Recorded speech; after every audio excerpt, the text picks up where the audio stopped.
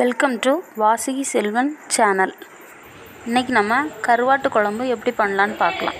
இப்போது கருவாடு கழுவிட்டுருக்காங்க. கருவாடு கழுவி முடிச்சாச்சு. இப்போ கருவாட்டு குழம்புக்கு தேவையான தேங்காயை அரைச்சிக்கலாம்.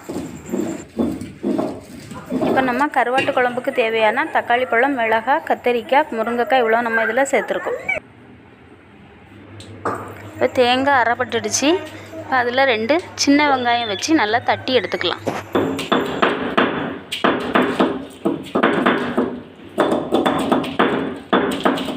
அம்மியில் தேங்காய் அரைச்சி முடித்தாச்சு. இனி தேங்காயை வலிச்சிடலாம்.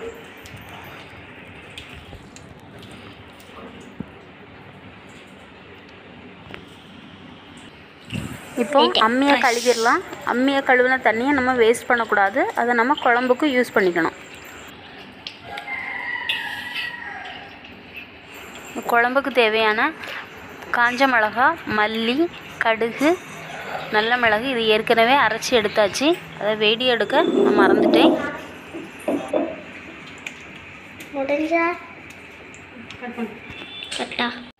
இப்போ குழம்புக்கு தேவையான புளி ஊற போட்டுக்கலாம். புளியை நல்லா கரைச்சிக்கலாம். கரைச்சி அந்த நம்ம ஏற்கனவே வச்சுருக்க தக்காளி பழம், மிளகாய் அதோடு நம்ம சேர்த்துக்கலாம். இப்போ நம்ம அதில் அரைச்சி வச்ச மசாலாவை சேர்த்துக்கலாம்.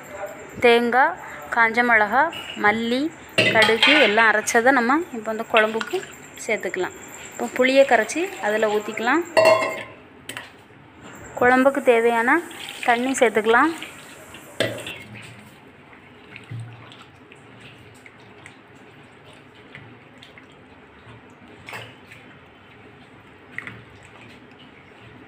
இப்போ அடுப்பை பற்ற வச்சுட்டு சட்டியை அடுப்பில் வச்சுட்டு குழம்பு நல்லா கொதிக்க விடலாம்.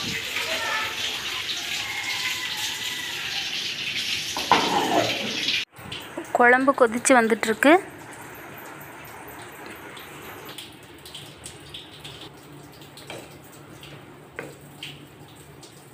இப்போ குழம்ப நல்லா ஆற்றி விட்டுக்கலாம்.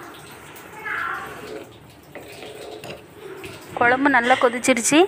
இன்னொரு 10 நிமிஷம் நல்லா கொதிக்கட்டும். அதுக்கப்புறம் நம்ம இறக்கிடலாம்.